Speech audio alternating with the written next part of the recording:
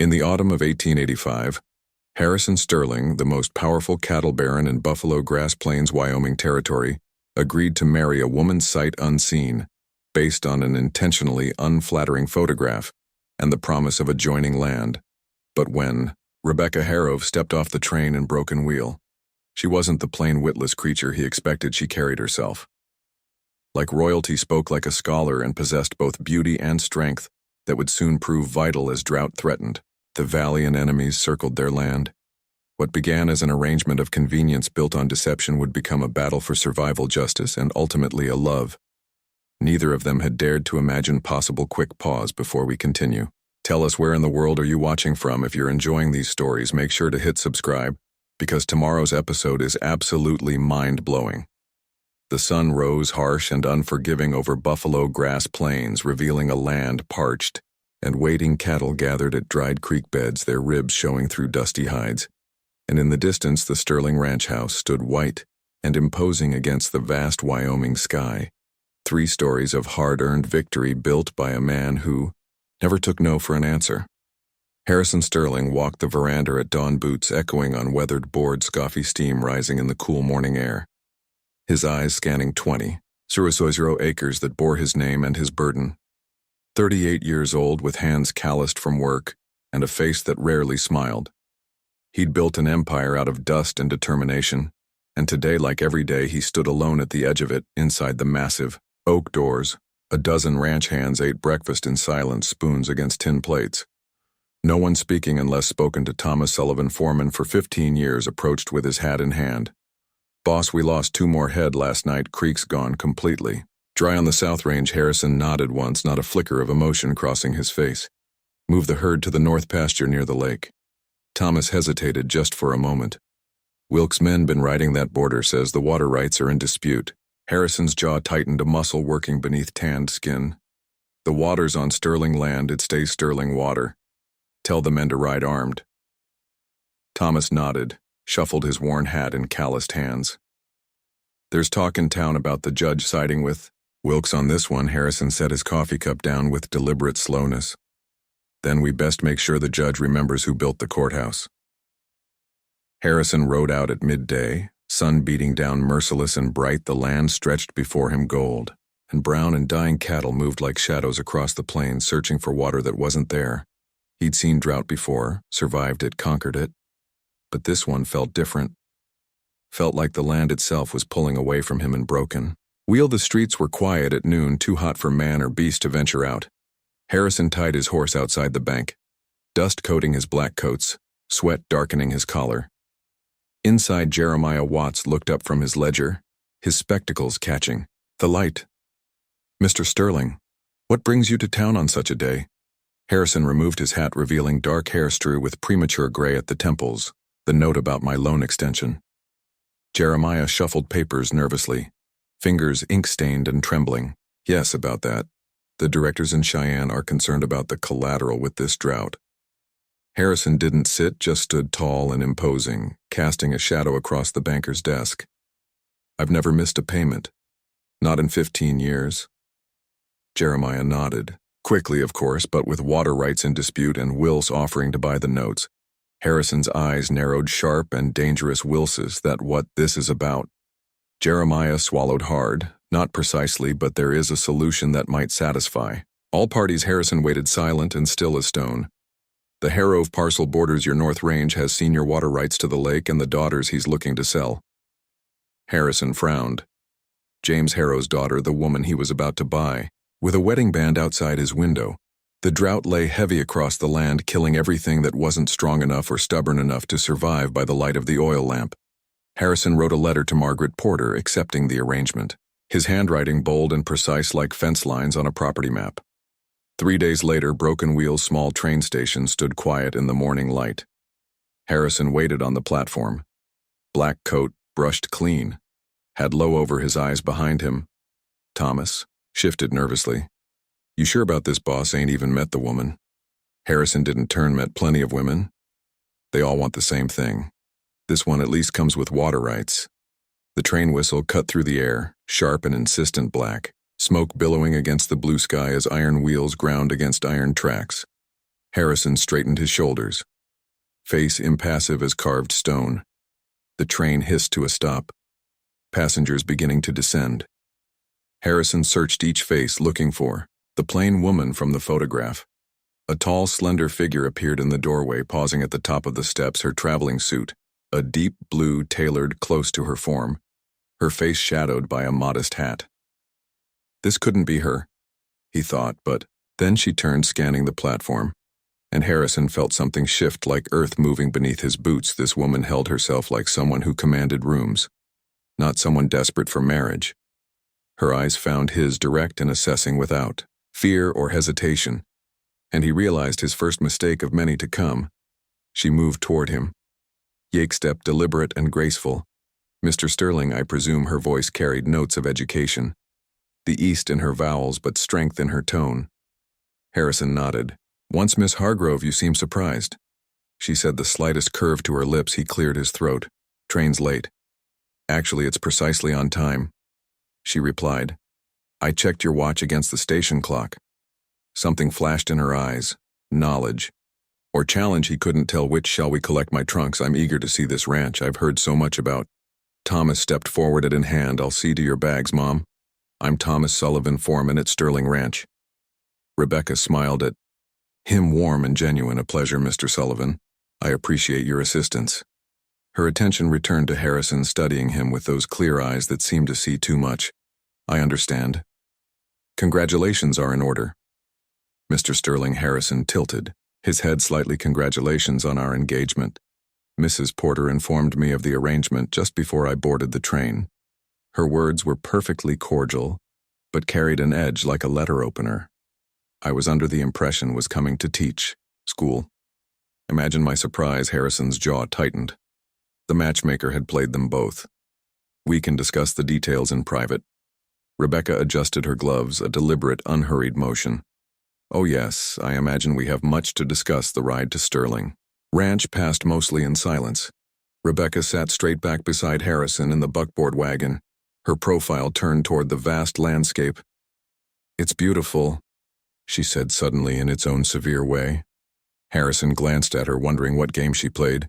"It's dying," he replied. "Drought's the worst in 30 years. The grass will return when the rains come, and if they don't." Rebecca turned to meet his gaze. "Then men like you adapt to disappear." Something about her directness unsettled and intrigued him. This woman wasn't what he expected. Not in appearance, not in manner, not in mind. The wagon crested a rise, revealing Sterling Ranch, below house standing, proud against the horizon. Barns, corrals, bunkhouse, a kingdom built of sweat and determination. "Impressive," she said quietly, her eyes taking in every detail. "Python? 20. Shorter acres," Harrison said. 15,000 head of cattle when there's enough grass to feed them and water." She asked the question, cutting straight to the heart that's becoming the... In the autumn of 1885, Harrison Sterling, the most powerful cattle baron in Buffalo Grass Plains, Wyoming territory, agreed to marry a woman sight unseen, based on an intentionally unflattering photograph and the promise of adjoining land. But when Rebecca Harrove stepped off the train in Broken Wheel, she wasn't the plain witless creature he expected. She carried herself like royalty, spoke like a scholar, and possessed both beauty and strength that would soon prove vital as drought threatened. The valiant enemies circled their land. What began as an arrangement of convenience built on deception would become a battle for survival justice, and ultimately a love neither of them had dared to imagine. Possible. Quick pause before we continue.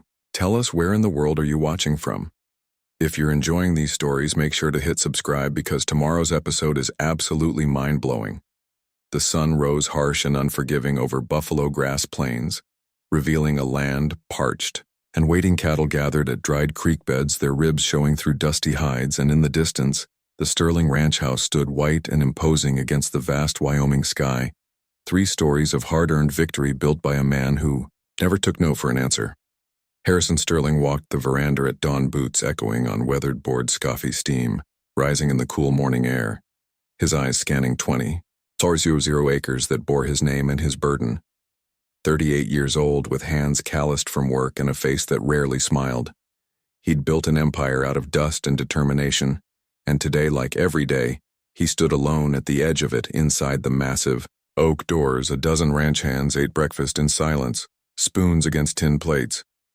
No one speaking unless spoken to. Thomas Sullivan, foreman for 15 years, approached with his hat in hand. "Boss, we lost 2 more head last night. Creek's gone completely."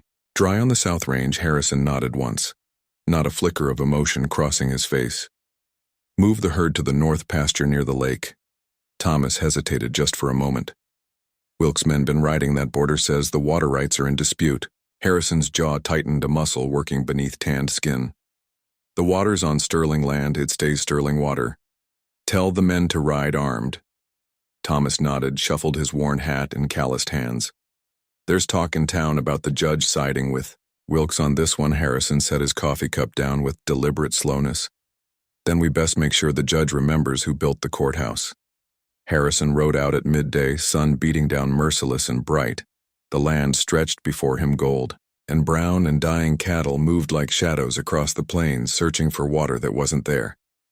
He'd seen drought before, survived it, conquered it. But this one felt different. Felt like the land itself was pulling away from him and broken. The streets were quiet at noon, too hot for man or beast to venture out. Harrison tied his horse outside the bank, dust coating his black coats, sweat darkening his collar inside. Jeremiah Watts looked up from his ledger, his spectacles catching the light. "Mr. Sterling, what brings you to town on such a day?" Harrison removed his hat, revealing dark hair streaked with premature gray at the temples. "The note about my loan extension." Jeremiah shuffled papers nervously, fingers ink-stained and trembling. "Yes, about that. The directors in Cheyenne are concerned about the collateral with this drought." Harrison didn't sit, just stood tall and imposing, casting a shadow across the banker's desk. "I've never missed a payment, not in 15 years. Jeremiah nodded, quickly of course, but with water rights in dispute and Will's offering to buy the notes. Harrison's eyes narrowed, sharp and dangerous. "Wilsis, that what this is about?" Jeremiah swallowed hard.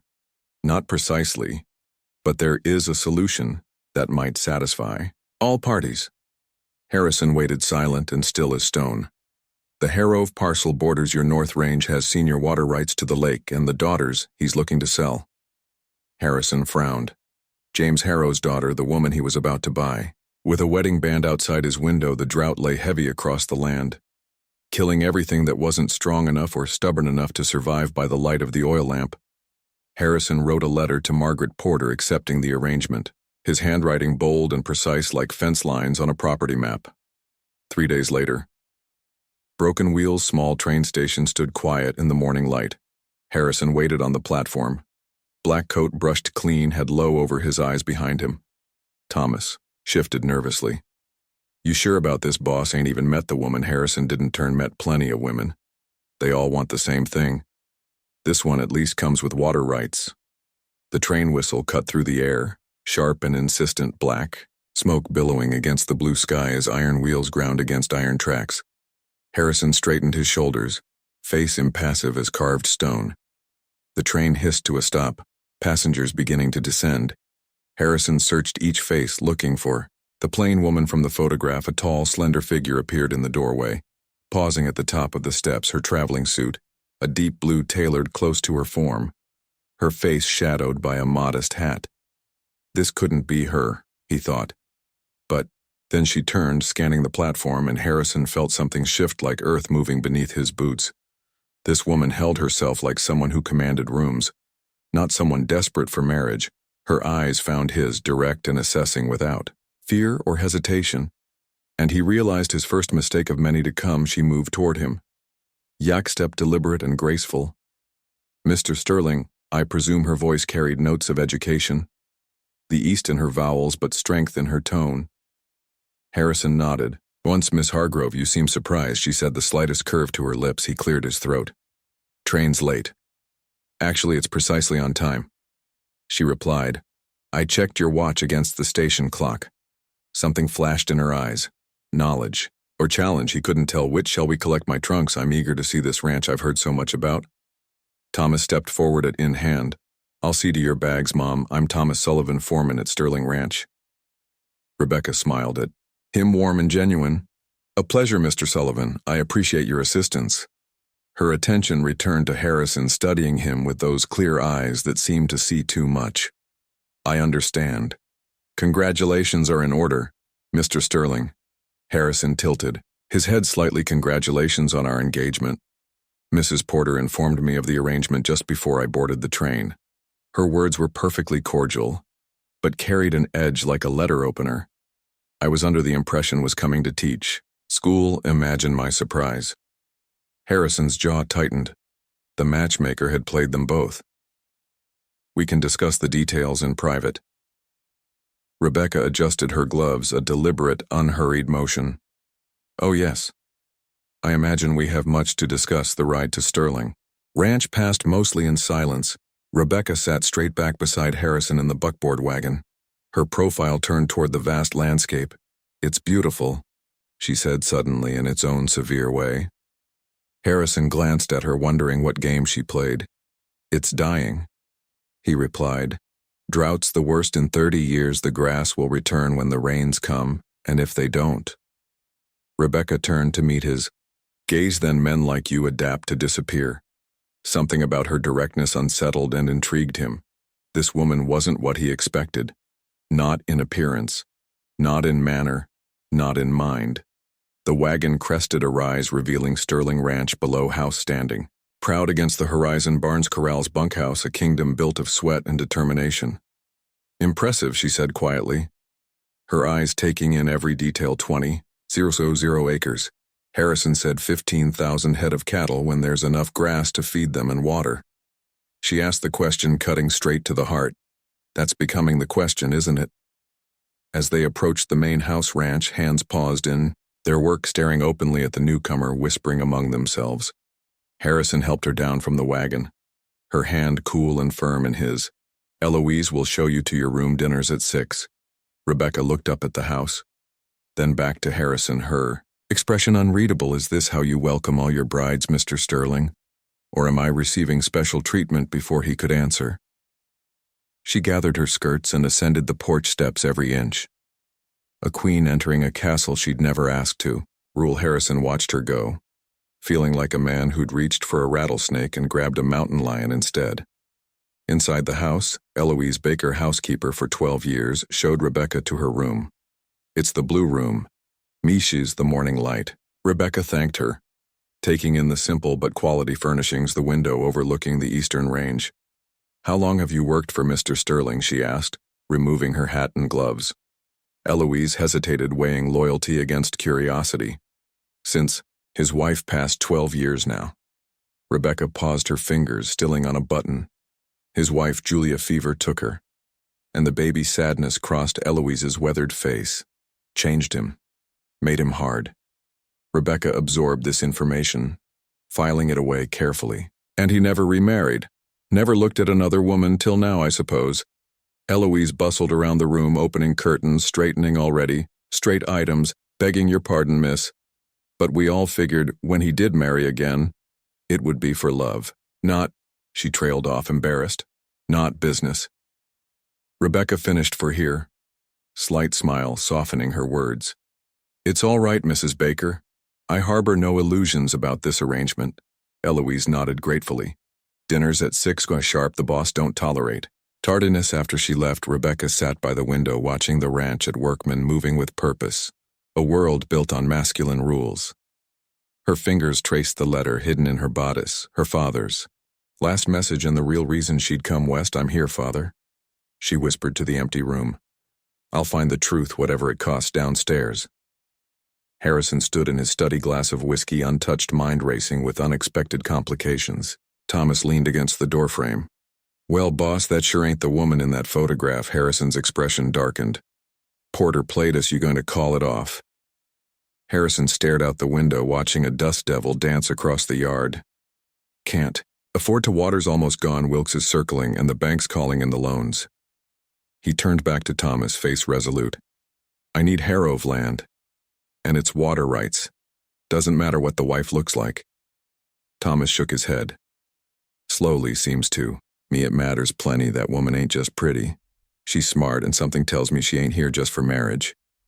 Harrison downed his whiskey in one swallow. Everyone wants something, Thomas. I just need to figure out what she's after later. That evening, Rebecca descended the stairs dressed simply, but elegantly. Her hair arranged in a modest style that somehow made her look more striking, not less. Harrison waited at the bottom of the stairs, his eyes tracking her movement, noting the confident way she carried herself. Miss Hargrove, Mr. Sterling. They regarded each other like chess players assessing the board. Shall we dine? He asked formally, extending his arms. He placed her hand lightly upon it. The first touch they'd shared beyond necessity. In the dining room, candles cast golden light across impolished wood and silver. They sat at opposite ends of a table too large for two. The silence stretched between them until Harrison cleared his throat. I imagine you have questions. Rebecca set down her fork. Meeting his gaze directly, only one that matters. Why did you agree to marry a woman you believed to be plain and desperate? Harrison hadn't expected such bluntness, but found himself appreciating it. Water rights, he answered. Honestly, your father's land has senior rights to the North Lake. I need that water, and you couldn't simply buy the land. Tried your father, refused to sell something. Flashed in Rebecca's eyes, too quick to read. And now his daughter inherits, but as a woman can't legally hold it without challenge unless she has a husband. Rebecca finished. How convenient for you. Harrison studied her training to understand this woman who showed no offense at his mercenary approach. And you, Miss Hargrove, why did you agree to come west to teach school? Rebecca took a sip of water, her eyes never leaving his. My options in Boston became suddenly limited after my father's death, and now knowing this is marriage, not teaching. A small smile touched her lips. Perhaps I'd like to understand why my father valued this land so much that men would scheme to possess it. Harrison felt a chill. Despite the warm evening men plural figure of speech, she said smoothly, your land adjoins his. It's natural you'd want it, but something in her tone suggested she knew more than as she was saying. When do you propose we marry? She asked, changing the subject with casual precision. Town judge can do it Saturday. Harrison replied, no need for ceremony. Rebecca nodded once and after. What do you expect from this arrangement? Her meaning was clear, hanging in the air between them. Harrison met her gaze unflinching. I expect you to be mistress of this house, to conduct yourself as my wife in all public matters. He paused, choosing his next words carefully. Private matters are not part of this arrangement, unless mutually agreed upon. Rebecca seemed to relax slightly, some tension leaving her shoulders, and my father's land becomes part of Sterling Ranch. You become part of the Sterling family with all the protection and privilege that entails a fair business arrangement. Then she said, raising her glass slightly to practical marriages, Mr. Sterling. Harrison raised his own glass, still trying to reconcile the woman before him. With the desperate spinster he'd been led to expect to water rights, Miss Hargrove. She smiled, then a genuine smile that transformed her face, and for just a moment, Harrison Sterling, who had faced down rustlers and rivals and 15 years of Western hardship, felt something dangerous stir within him, a feeling he'd buried with his first wife 12 years ago. Land thought he died last winter. Jeremiah nodded, left everything to his daughter Rebecca. But she's unmarried, can't work the land herself. Harrison's expression darkened. What exactly are you suggesting? Jeremiah looked down, not meeting those cold blue eyes.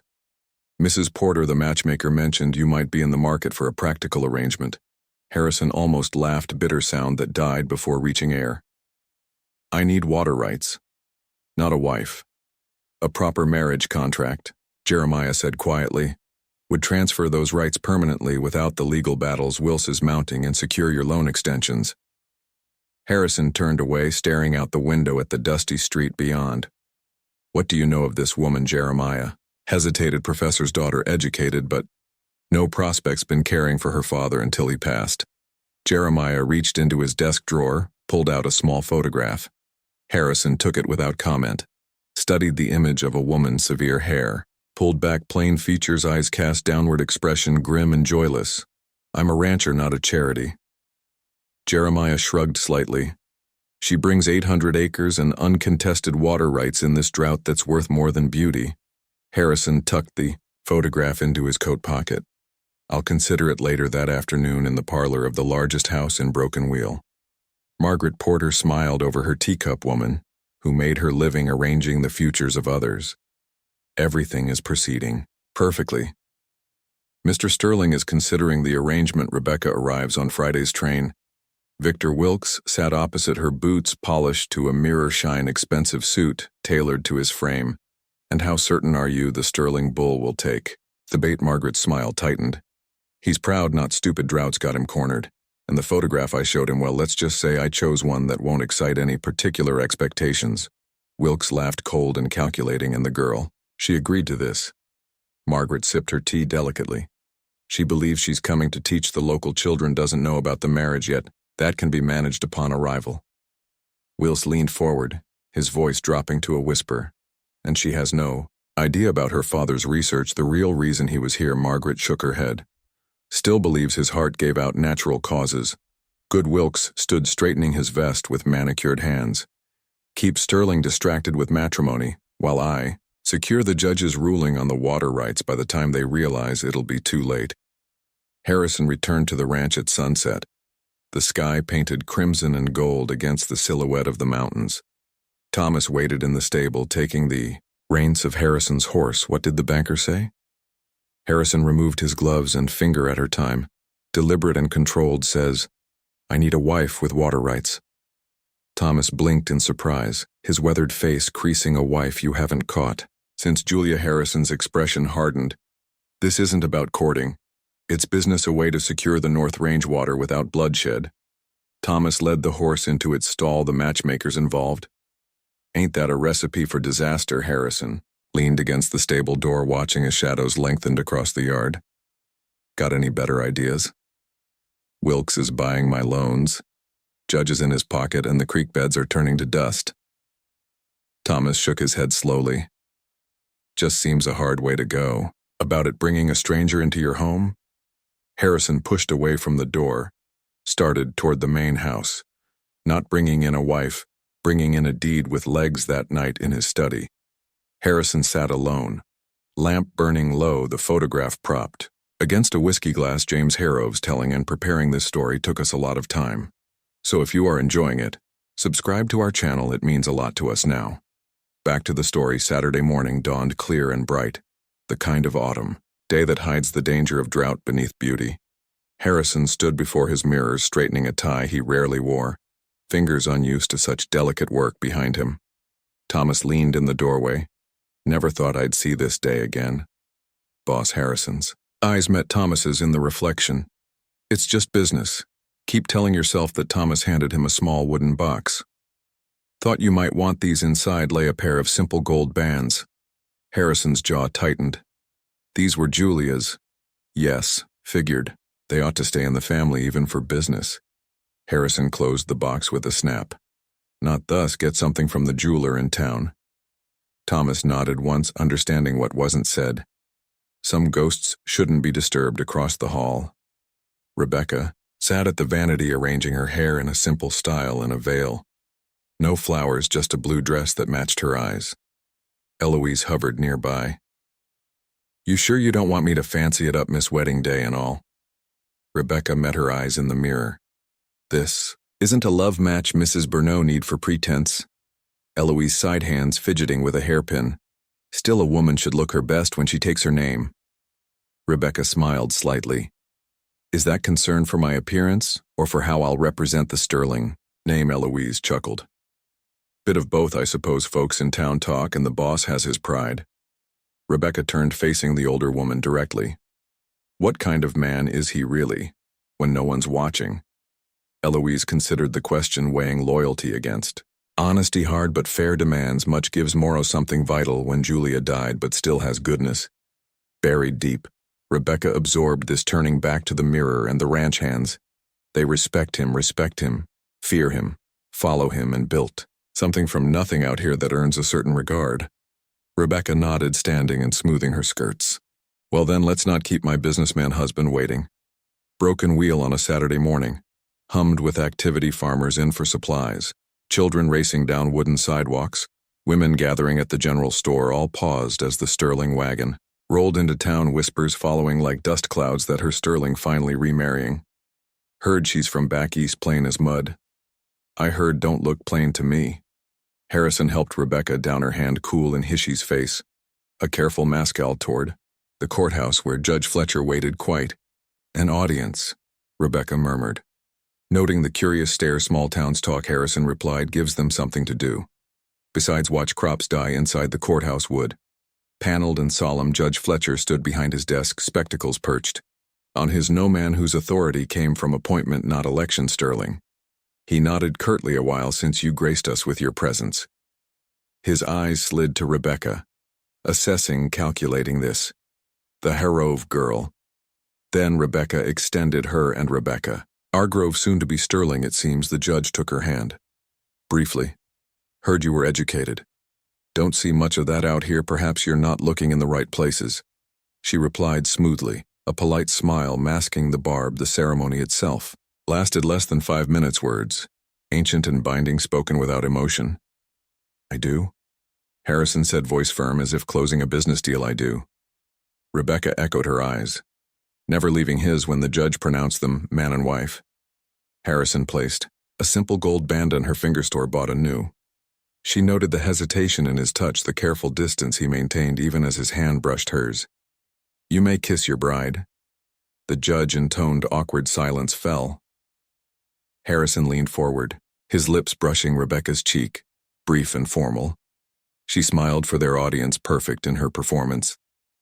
Well, Mrs. Sterling, Harrison said quietly. Shall we?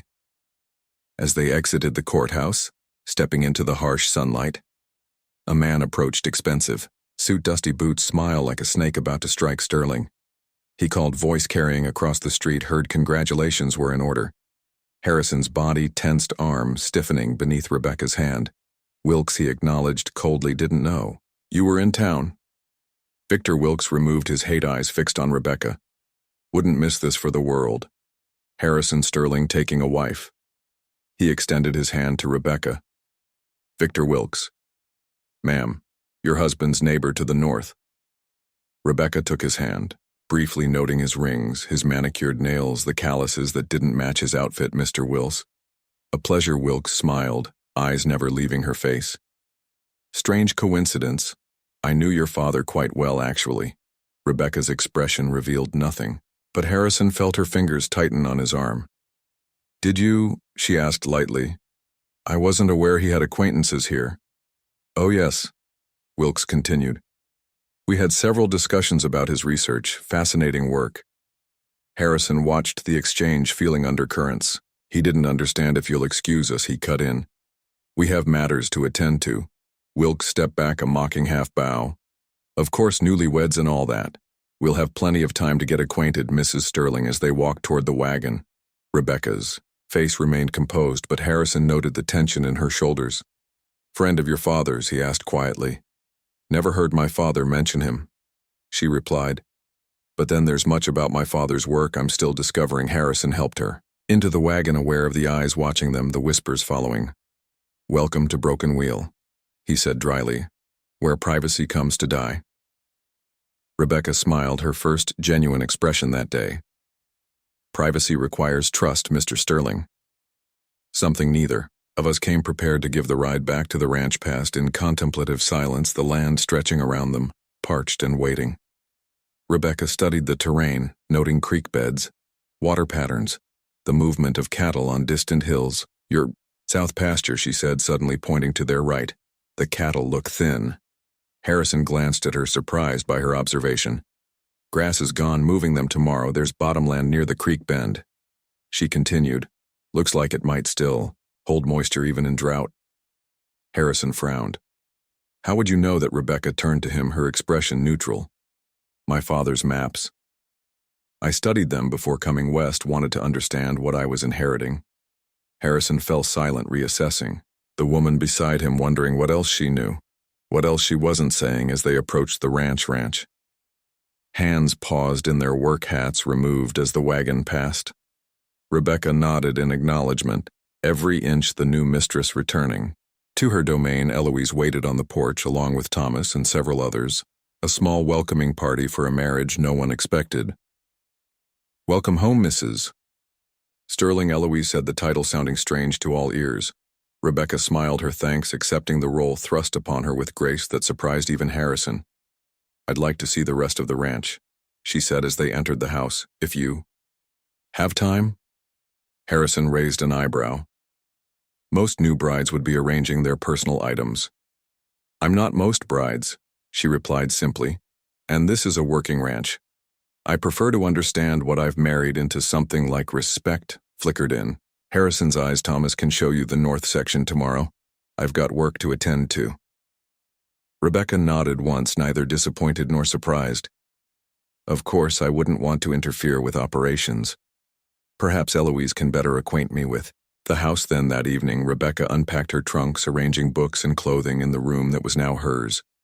Beneath carefully folded dresses lay a leather portfolio tied with strings.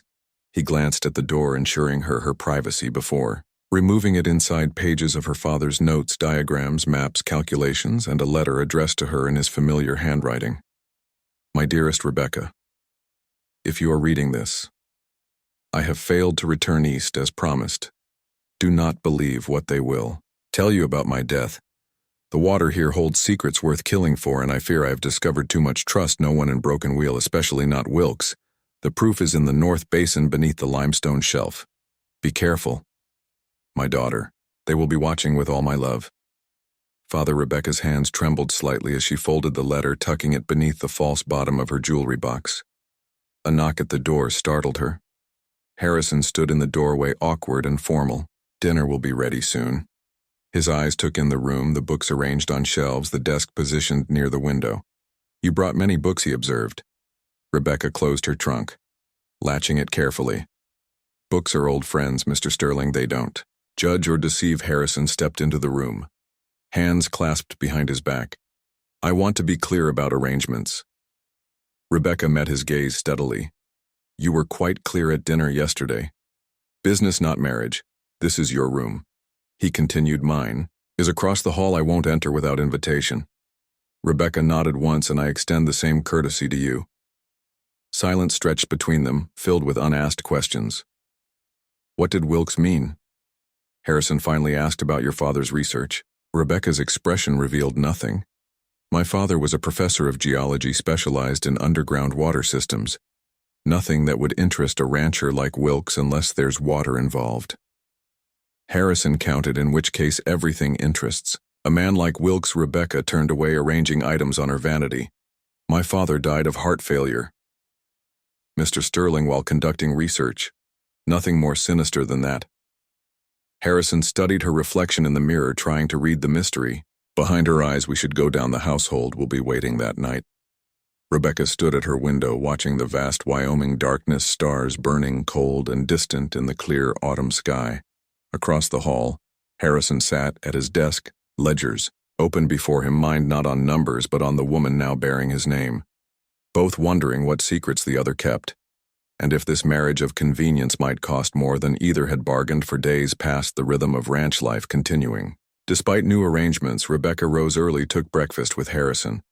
Their conversations, brief but civil, discussed household matters with Eloise, then spent afternoons exploring the property or reading in the study. Harrison watched her from a distance, noting how quickly she learned name show servants and ranch hands responded to her, how she observed everything missing. Nothing. 1 week into their marriage.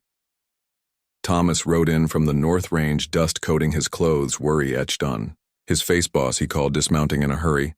"North Creek's completely dry. Cattle are dropping faster than we can count." Harrison's expression darkened. "Move them to the East Basin, already bone dry." Thomas shook his head. "We're down to the lake, and that's dropping an inch a day." Rebecca stood on the porch listening. "What about the underground spring?" she asked. Both men turned, surprised by her question. "What spring?" Harrison demanded.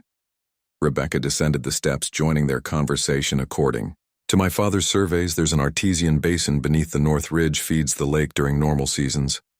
Thomas and Harrison exchanged glances. "Never heard of any spring up there." Thomas said, "Just solid rock, far as we know." Rebecca's eyes lit. "With purpose, may I show you?" "I have the maps in Harrison's study." Rebecca spread her father's drawings across the desk. Detailed geological surveys of the entire region here. She pointed to markings near the northern boundary limestone formations. often hide water sources. My father specialized in finding them. Harrison studied the maps with growing interest. If there's water there, he could save your herd. Rebecca finished. Their eyes met something shifting between them. Thomas Harrison straightened. Decision made. Get Jake and EMTT, we ride in an hour. He turned to Rebecca, hesitating only briefly. You should come too, since you know what we're looking for. Surprise flickered across her face. You want me along, it's your father's research and my cattle dying, he replied simply. Seems we both have stakes in this. An hour later. Rebecca rode alongside Harrison, her divided riding skirt practical not fashionable, her seat in the saddle, confident earned from years of riding in Boston parks. Thomas watched her with newfound respect as she kept pace, easily navigating the rough terrain. The North Ridge rose before them, barren and imposing, beating down mercilessly. According to the map, Rebecca said, pointing ahead, there should be a limestone outcropping. Just beyond that rise they dismounted, leading the horses on foot, climbing over rocky terrain. Harrison helped Rebecca across a difficult section, his hand strong around hers, slingering a moment longer than necessary. At the top of the ridge, a formation of white stone emerged, jutting from the earth like ancient bones. This is it. Rebecca breathed excitement, coloring her voice. The entrance should be on the eastern face. They circled the formation, searching for any sign of water, only to find dry stone and dust. Disappointment settled over the group. Maybe the maps are wrong, Thomas suggested gently. Rebecca shook her head, determination in her eyes. My father wasn't wrong. He was too precise for that. She knelt, examining the base of the formation, fingers tracing faint markings in the stone here. She called suddenly, look at this, Harrison. They crouched beside her, their shoulders touching as they examined what appeared to be tool marks in the rock. Someone's been here, he said slowly. Realization dawning, someone's blocked it deliberately. Thomas brought a pickaxe from his saddlebag, and under Rebecca's direction, they began clearing away rocks and debris. After 20 minutes of work, a dark opening appeared, and from it, the unmistakable sound of running water. Harrison stared in disbelief as clear water trickled from the opening. Who would do this? Thomas wondered aloud. Who benefits from Sterling cattle dying? Harrison replied grimly. Same man who's trying to buy my loans. Rebecca stood, silently watching the water flow, thinking of her father's warning about secrets worth killing for. We need to clear this properly, Harrison decided. Bring men up here tomorrow, open the full channel, as they prepared to leave. Harrison turned to Rebecca, genuine gratitude in his expression. You may have saved my herd. She met his gaze, something unspoken and passing between them. We saved it together on the ride back. Rebecca fell in beside Harrison, their horses walking in tandem. Why would someone block a water source? She asked quietly, enough that only he could hear. Harrison's face hardened. To force me. To sell when the cattle die, the ranch fails and Wilkes buys everything, she concluded, at a fraction of its worth. Harrison studied her profile, this woman who continued to surprise him. You understand ranch economics well for a professor's daughter. She smiled slightly. I understand men well, Mr. Sterling, and greed. Speaks a universal language. Back at the ranch's afternoon faded to evening. Harrison found Rebecca in the study, examining her father's maps again. You should have told me about these sooner, he said, leaning against the doorframe. Rebecca looked up, a face illuminated by lamplight. Would you have believed me, a woman you barely know, bringing tales of hidden springs? Harrison considered this, then shook his head. Probably not. He moved into the room, standing beside her at the desk, close enough to catch the scent of her perfume. Your father knew this land well. Rebecca nodded, fingers tracing the careful lines. It was his life's work, mapping water that others couldn't see. Is that why Wilkes knew him? Harrison asked carefully. Rebecca's hand stilled. I believe Wilkes was interested in more than just ranching. Their eyes met, understanding passing between them. What happens now? She asked. Harrison's gaze held her longer than ever. Before now, we protect what's ours that night, long after the household slept. Rebecca slipped from her room, lantern in hand, moving silently through the darkened house outside. Moonlight painted the land silver as she made her way to the stables, where she saddled a horse with practiced hands and rode toward the north ridge, toward the secrets her father died protecting. Unaware that from his window, Harrison watched her go, wondering whether his wife was his salvation or his destruction. Harrison watched the moonlit figure disappear beyond the ridge, indecision holding him for only a moment before he pulled on his boots, buckled his gun belt, and headed for the stables. Jake the night watchman looked up. Startled Boss Trouble Harrison saddled his stallion, movements efficient and practiced, just checking something. Go back to your post. He rode out quiet as shadow following the trail. She'd left clear in the moonlight. Freshly disturbed earth hoofprints leading north toward the limestone formation. Rebecca dismounted at the spring, tethering her horse to a scrub Oakland light, casting long shadows across the rocky ground. She knelt beside the opening, now flowing freely with precious water, fingers tracing marks in the stone that only someone looking would notice, symbols carved deliberately, then partially erased when she pulled paper from her saddlebag, beginning to make rubbings of the markings. Harrison's voice startled her. Most wives don't sneak out at midnight to visit rocks. Rebecca whirled, hand instinctively reaching for her boot, where Harrison noted with an interest she kept a small derringer. Most husbands, she replied evenly, don't follow their wives in secret. Harrison dismounted, boots crunching on limestone gravel. What are you doing, Rebecca? Her name on his lips sounded different in the darkness, less formal. More concerned, she hesitated, weighing options and outcomes, then made a decision, completing my father's work. She held up the paper, showing the rubbings she'd made. These are Cheyenne symbols marking water sources. They've been here for generations. My father was documenting them when he died. Harrison crouched beside her, studying the strange markings.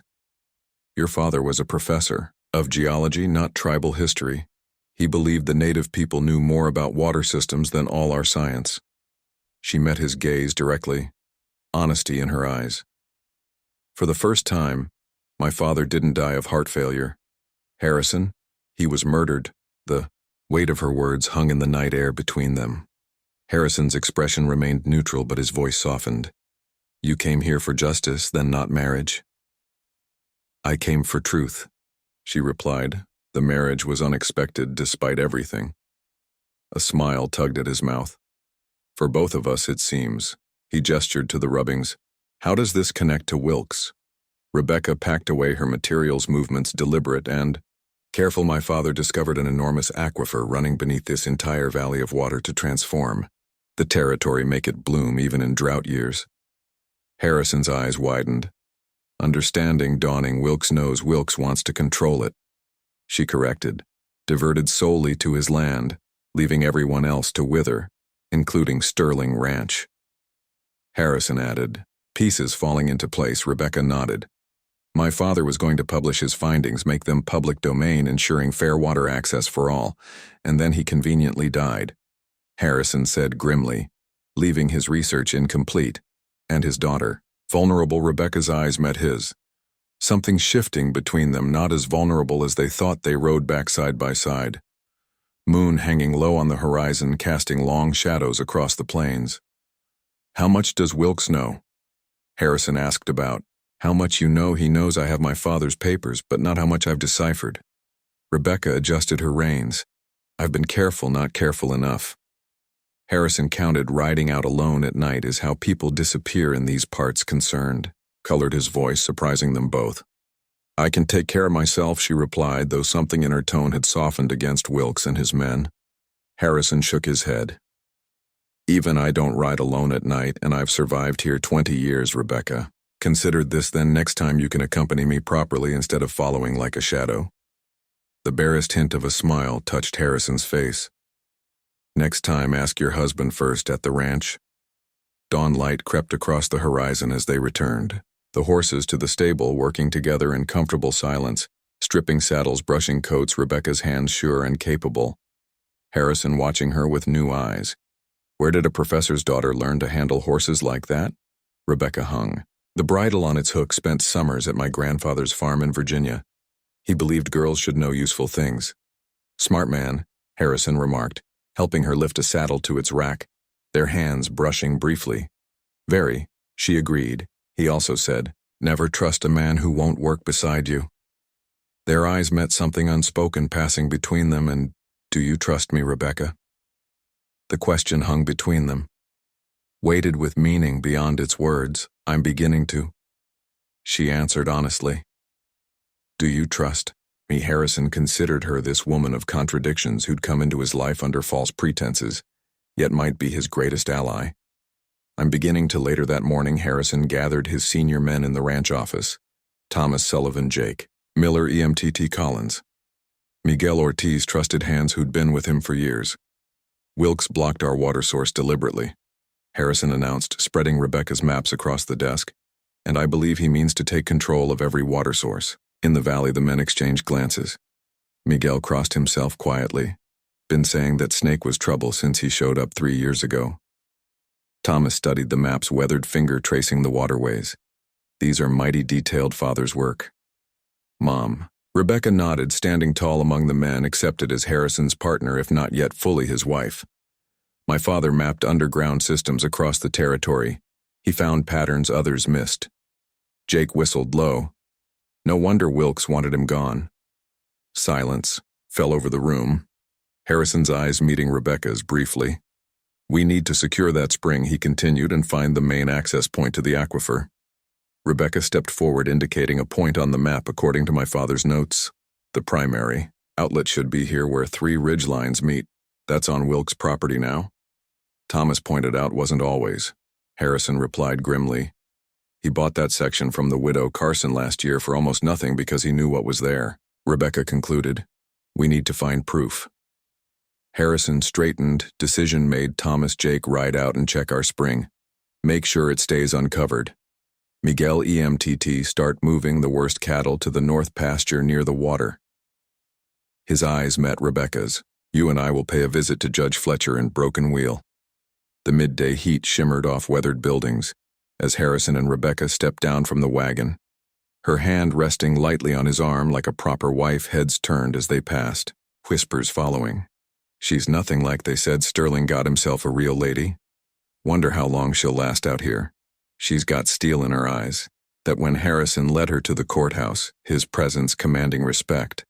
Doors opening before them. Judge Fletcher looked up from his desk, surprise and weariness crossing his face. Sterling twice in 1 month must be a record. His eyes slid to Rebecca, assessment in his gaze. Mrs. Sterling settling into ranch life quite well. Judge Fletcher, Rebecca replied smoothly, though I find certain aspects of territorial law fascinating. The judge shifted uncomfortably. Such as water rights, Harrison interjected, laying a folder on the desk, specifically how they're adjudicated when tampering occurs. Fletcher's expression hardened. Tampering is a serious accusation. Sterling requires proof, which we have. Rebecca opened the folder, revealing photographs Harrison had taken that morning of the blocked spring someone deliberately concealed. A natural water source on Sterling land. Fletcher examined the images, face carefully. Neutral could have been natural causes. Rock slides happen. Rock slides don't leave tool marks, Harrison countered, or happen only at water sources. Fletcher cleared, his throat closing the folder. What exactly do you want from me? An injunction? Harrison stated against Wilkes, preventing him from interfering with any water source on my property. Fletcher's laugh held no humor. Wilkes would contest claim you have. No proof it was him. Then let him contest, Rebecca said firmly, in open court with witnesses. Something flashed in Fletcher's eyes. Fear or calculation. I'll need time to consider this petition. How much time does Wilkes pay for? Harrison asked bluntly. Fletcher's face flushed red. You're out of line, Sterling, and you're on Wilkes's payroll. Harrison counted, standing to his full height. But remember this. Wilkes's new money Sterling Ranch was here before you wore that robe, and will be here long after. Outside, dust devils danced across the street as they walked toward the general store. He'll warn Wilkes immediately, Rebecca observed, counting on it. Harrison replied, wanted to see his reaction, confirm our suspicions, and now we prepare in. The general store. Rebecca selected supplies, moving with purpose through narrow aisles. Harrison watched her, noting how she calculated needs, anticipated requirements without asking guidance. Abigail Whitaker, store owner and purveyor of gossip over. Nearby, heard you found water up north. Mrs. Sterling must be a relief with the drought and all. Rebecca smiled politely, revealing nothing the Lord provides. Mrs. Whitaker for those who look carefully. Harrison suppressed a smile, appreciating her careful deflection as they loaded supplies. Zachary Evans Wilkes's hired gun lounged against a nearby building, watching them with cold eyes. "We're being observed," Rebecca murmured. "Will's moves quickly." Harrison nodded once and casually near his holster. "Stay close." They departed town, aware of eyes following, tension riding with them like an unwelcome passenger. Halfway back to the ranch, Harrison spotted riders in the distance heading towards Sterling Land. "Trouble," he said, simply urging the horses faster. They arrived to find Thomas and 3 ranch hands facing off against Lawrence Reed Wilkes's foreman and 4 armed men. "What's the meaning of this?" Reed, Harrison demanded, stepping down. From the wagon, hand resting on his holster, Reed sneered, tobacco juice staining his beard, "Just passing through Sterling, checking property boundaries."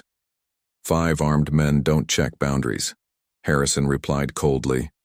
"They trespass." Reed's eyes slid to Rebecca, who stood tall beside Harrison. "Unintimidated, mighty pretty wife. You got Sterling too pretty for the likes of you." Thomas stepped forward, rifle steady and weathered hands. "You best ride on, Reed, while you still can."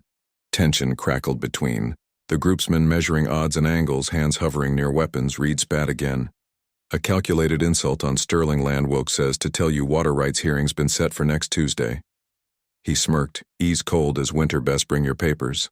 "And your pretty wife." Rebecca's voice cut through the standoff, clear and precise. "Please inform Mr. Wilkes that I look forward to discussing my father's research with him in open court."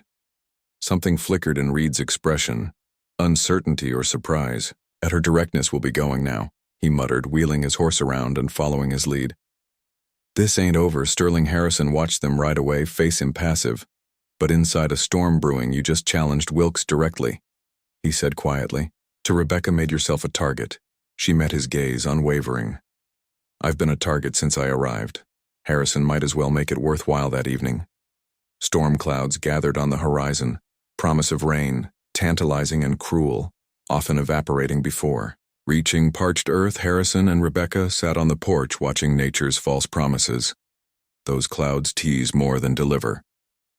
Harrison remarked, passing her a glass of whiskey. She accepted with a nod, taking a small sip, surprising him again. "Like most men's promises," she replied, her smile softening her words. Harrison studied her profile in the fading light. "Not all men know," she agreed.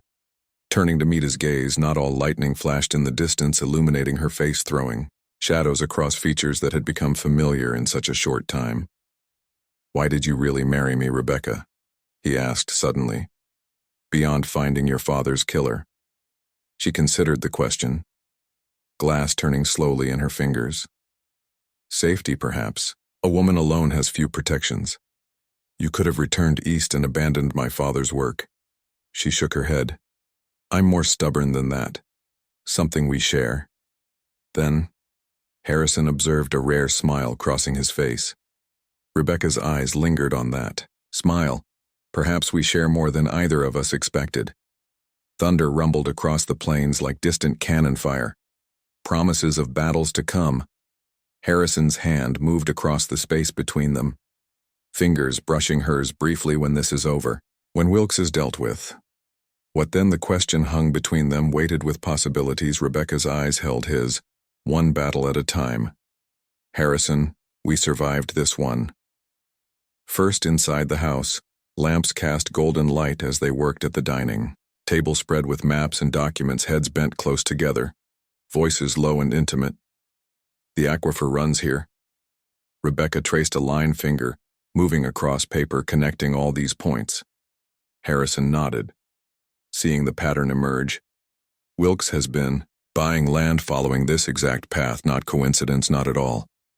His hand covered hers briefly in touch, lingering longer than necessary. Rebecca looked up, finding his face closer than expected, eyes meeting in lamplight. Something changed between them then, the space charged with unspoken feelings. Harrison leaned forward slightly, hesitation in his movement, question in his eyes. Rebecca didn't pull away. her breath catching slightly when a crash from outside shattered the moment, both moving. Instantly, Harrison reaching for his gun. Rebecca for the rifle above the fireplace, demonstrating practiced ease that raised Harrison's wee brows. Evan in crisis on the porch. They found a rock wrapped in oil, soaked rags. Flame licking at wooden planks.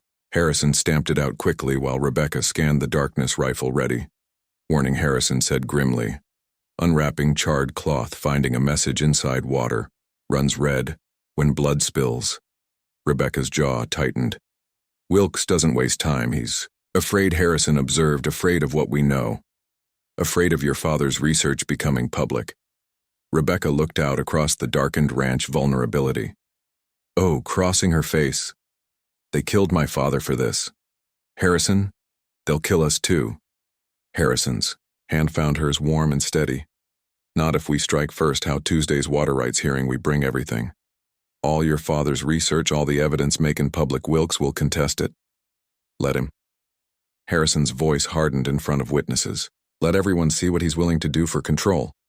Rebecca studied him in the dim light, seeing determination in something else, something that made her hearten. Then we have work to do back inside. They work through the night, organizing documents, building their case, shoulders touching occasionally, the contact no longer awkward but comforting as dawn approached. Rebecca's head drooped, exhaustion finally unclaiming her. Harrison watched her sleep, face softer in repose. Guard temporarily lowered.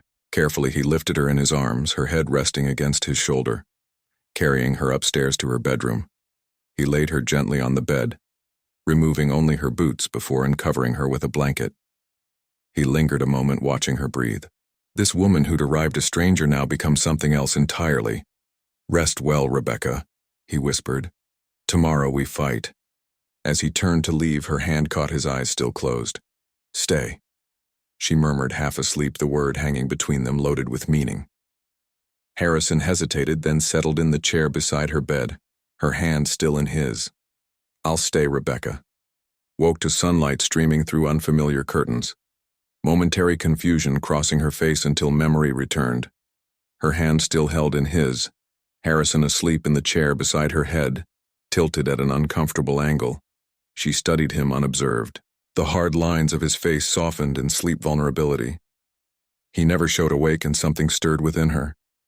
Something unexpected and dangerous. She slipped her hand from his, the movement waking him instantly. Certy conscious you stayed, she said softly. Harrison straightened muscles, protesting the night in a chair. You asked me to, simple words weighted with meaning. They regarded each other in morning light. Something shifted. Barriers crumbling slowly. Rebecca spoke first, breaking the moment. Today, we prepare, tomorrow we fight.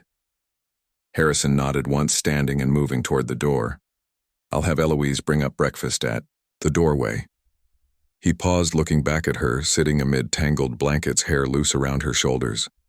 Sleep well, the question ordinary. The tone. Anything but better than you. I imagine she gestured to the chair. Next time the bed is large enough. For two, surprise registered in his eyes, followed by something warmer. I'll remember that. Downstairs, ranch hands gathered for their daily instructions. Surprise evident on weathered faces when Rebecca appeared alongside Harrison, not behind him. Harrison's voice carried across the yard. Listen up, tomorrow's the water rights hearing. Everything we've built, everything we are, depends on what happens there. Thomas stepped forward, hat in hand. What do you need from us, boss? Harrison looked at each man, measuring. Loyalty and courage, guards on the water sources day and night, and 6 men to ride with us to town tomorrow. Miguel nodded solemnly. We stand with you, Petron, and with La Señora. Harrison's hand found Rebecca's fingers, intertwining naturally for all to see. Then let's get to work. The day passed in careful preparation. Rebecca organized documents. Harrison checked weapons, ranch hands secured water sources, built defenses, prepared for whatever might come in the study. Rebecca sat surrounded by papers when Harrison entered, carrying coffee. Thought you might need this. He set the cup beside her, lingering longer than necessary. Thank you. She looked up. Fatigue and determination mingled in her eyes. I think I found something. Harrison leaned over her shoulder, close enough to catch her scent, to feel the warmth of her. What is it? Rebecca pointed to her father's journal. These calculations, they're not just about water volume. They're about mineral content? Harrison frowned, trying to understand minerals gold. Harrison, she turned to face him. Eyes bright with discovery.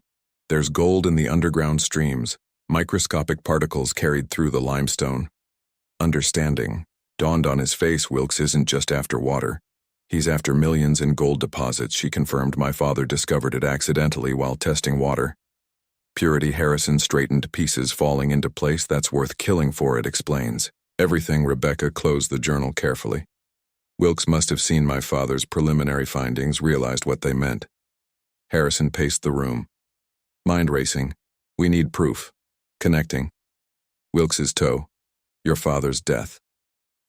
Rebecca's expression hardened. The proof is in the water itself.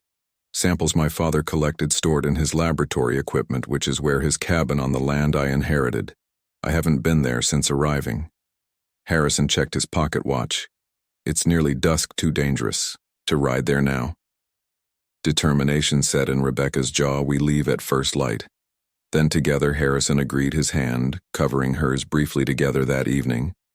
Storm clouds gathered again, darker, more promising than before the household. A dinner, tension thrumming beneath ordinary conversation. Ellie served roast beef and potatoes, comfort food before battle. Made your favorite, Mr. Sterling, she said quietly, concern in her eyes. Harrison nodded, thanks, aware of what remained unspoken, the fear that tomorrow might change everything. After dinner, Rebecca stood on the porch watching lightning dance across distant hills. Harrison joined her, 2 glasses in hand. Might be our last quiet moment for some time. She accepted the offered whiskey, their fingers brushing. Do you think we'll win tomorrow?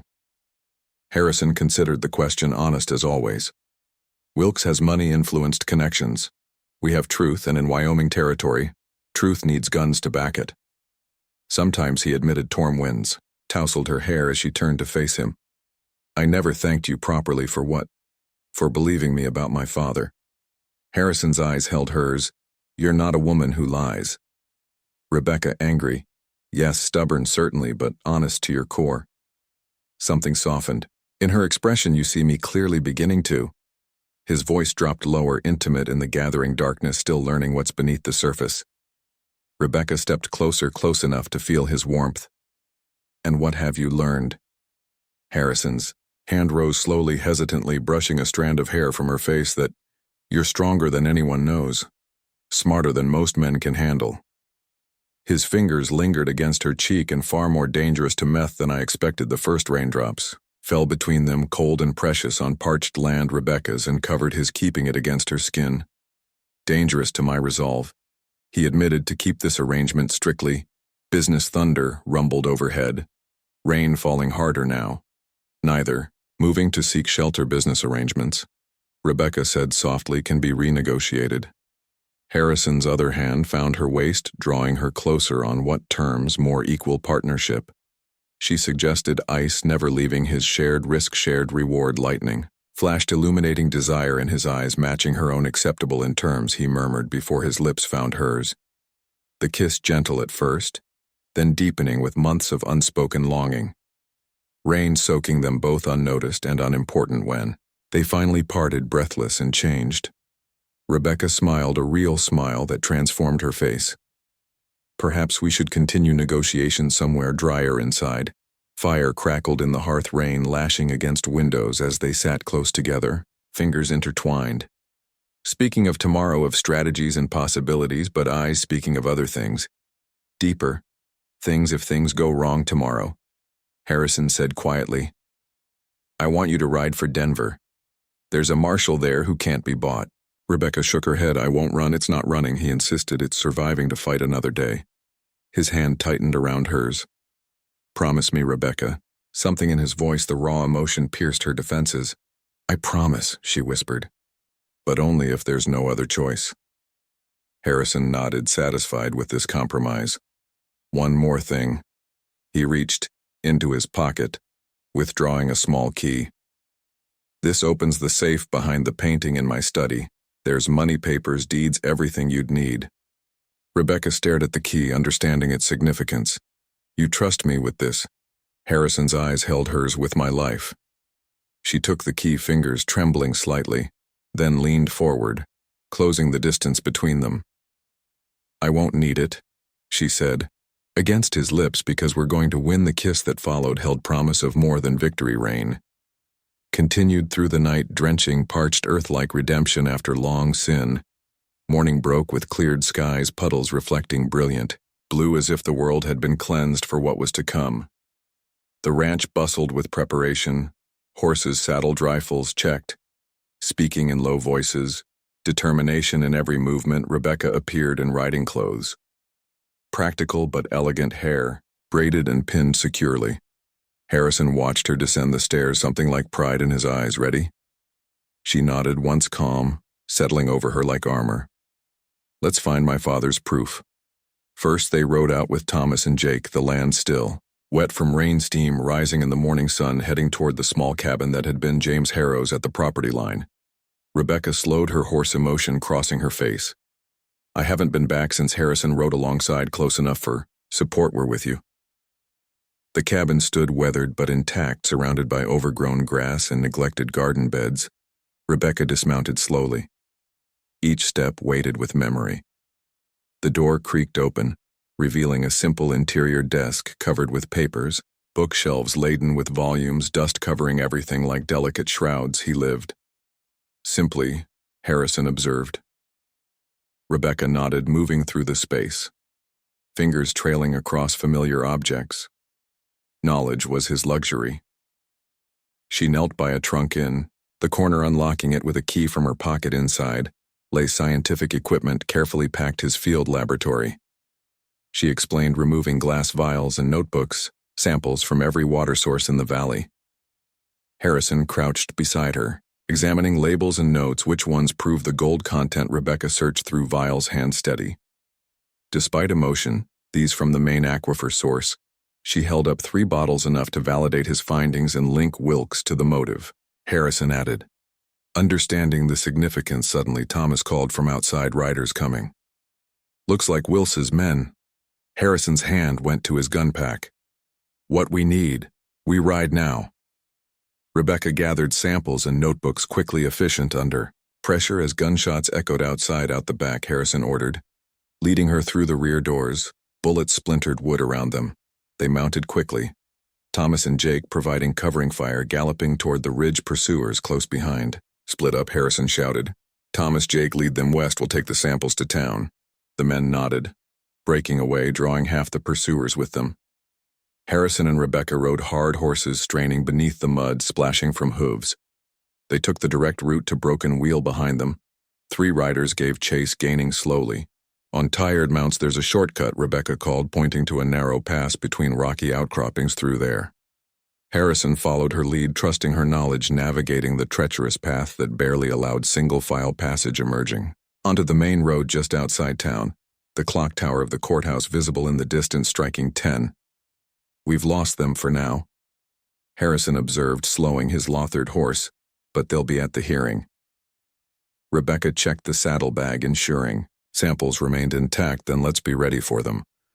Broken Wheel hummed with activity, news of the water rights hearing, drawing crowds from outlying areas. Drought affecting everyone, making water more precious than gold. They rode directly to the courthouse, tying their horses at the hitching rail. Mud splattered and determined inside the courtroom, already filled. Ranches, farmers, towns, people, all with stakes in the outcome. Victor Wilkes sat near the front, expensively dressed as always, smug, confidence in his posture. Judge Fletcher at the bench looked displeased at their entrance. Mr. and Mrs. Sterling, we were about to proceed without you. Harrison's voice carried across the room. We were delayed by gunmen to prevent our testimony. Murmurs rippled through the crowd. Wilkes turned eyes cold when seeing the saddlebag Rebecca carried. Judge Fletcher banged his gavel. Serious accusations require proof, Sterling, which we have. Rebecca moved forward, strength in every step despite the danger surrounding them. She placed her father's journal on the table before the judge. My father's research documenting water resources throughout the valley. Fletcher barely glanced at it. Hearsay. At best, the ramblings of an old man. Anger flashed in Rebecca's eyes, but she maintained composure. My father was Professor James Harrover. Suspected geologist and hydrologist findings were to be published by the Smithsonian Institution. She removed water samples from her bag. These samples proven not only the existence of a major aquifer beneath this valley but gold deposits within it. The room erupted, voices rising in shock and speculation. Wilkes stood abruptly. This is preposterous. The ravings of a woman trying to increase her property value. Rebecca faced him directly. Months of anger focused to laser precision. Is that why you had my father killed, Mr. Wilkes, because his ravings threatened your plans? Silence fell instantly heavy. As Death Wilkes's face darkened. Careful, Mrs. Sterling. That's slander. Harrison stepped forward, standing beside his wife, united in purpose. We have evidence of tampering with water sources on Sterling land. He glared at Fletcher. Evidence you conveniently dismissed without investigation. From the back of the courtroom, Sheriff Leland Cooper spoke up. That true, Judge, you dismissed evidence without proper investigation. Fletcher shifted uncomfortably, caught between forces. The evidence was circumstantial at best. Rebecca opened another notebook, voice clear and carrying. My father documented every meeting, every conversation, including those with Victor Wilkes, who offered to buy his research exclusively for private use. Her finger traced a passage when my father refused, preferring to publish publicly, ensuring fair water access for all. Wilkes threatened him. Wilkes laughed, the sound forced and hollow, the delusions of a grieving daughter. Nothing more. Rebecca continued relentlessly. My father died of supposed heart failure the night after writing this entry. She read aloud. Wilkes visited again today with his man Reed. Made clear that accidents befall those who threaten his interest. Fear for my safety, but cannot abandon the truth. Too many livelihoods depend on fair water access. She looked up, meeting Wilkes' glare. The territorial coroner never performed a proper autopsy at Judge Fletcher's order. Fletcher banged his gavel frantically. This is outrageous. I will not have my court turned into a circus, Sheriff. Cooper moved forward, interest piqued. Seems worth investigating given the stakes. Wilkes stood, suddenly hand moving toward his coat. But Harrison was faster, pistol drawn and steady. Wouldn't, he said quietly. Deadly serious. Wilkes froze, calculating odds as Lawrence Reed burst into the courtroom. They killed 2 of our men at the Harrove cabin, he announced, not seeing the tableau before him. Silence fell, damning in its completeness. Reed realized his mistake too late. Harrison's voice cut through the stillness. 2 of the men who ambushed us this morning, Sheriff, while gathering evidence. Sheriff Cooper nodded to his deputies. Take Mr. Wilkes and his foreman into custody.